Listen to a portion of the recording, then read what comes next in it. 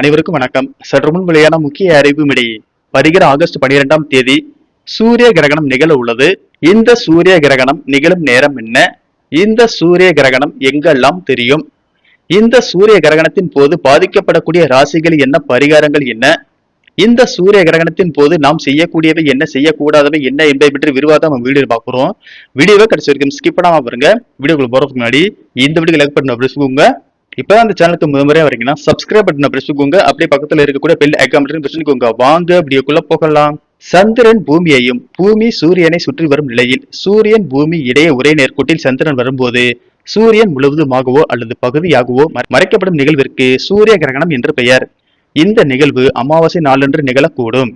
கிரகணம் நிகழும் நேரம்: இந்த சூரிய கிரகணம் ஆகஸ்ட் 12ஆம் தேதி இரவு 9:02 மணிக்கு தொடங்கி ஆகஸ்ட் 13ஆம் தேதி அதிகாலை 1:28 மணிக்கு முடிவடைகிறது. எங்கெல்லாம் தெரியும்? Greenland, Iceland, Spain, Portugal, Russia, வட அமெரிக்கா, அட்லாண்டிக் பெருங்கடல், பசிபிக் பெருங்கடல், ஐரோப்பா, ஆப்பிரிக்கா ஆகிய நாடுகளில் தெரியும்.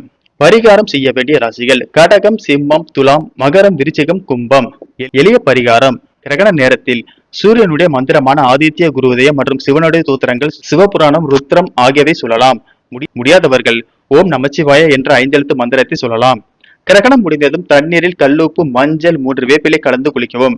அதன் பிறகு அருகிலுள்ள கோவிலுக்கு சென்று வரவும். கோதுமை தானம் செய்தால் மிகவும் பலன் தரும்.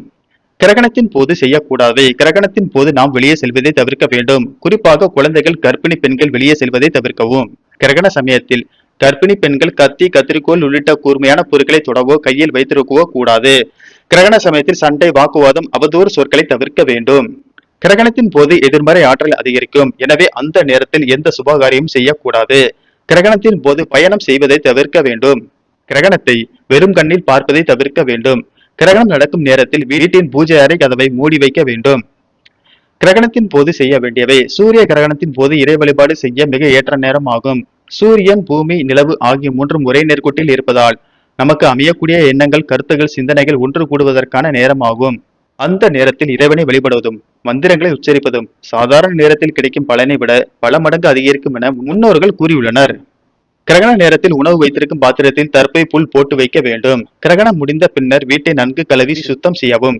பிறகு கல்லுப்பு போட்ட தண்ணீரில் குளித்து சுவாமி படங்களை சுத்தம் செய்து விளக்கேற்றி இறைவனை வழிபட நன்மை உண்டாகும். ஓகே ஃப்ரெண்ட்ஸ், இந்த வீடியோ உங்களுக்கு பிடிச்சிருந்தா லைக் பண்ணி உங்களுடைய நண்பர்கள் அனைவருக்கும் ஷேர் பண்ணி விடுங்க.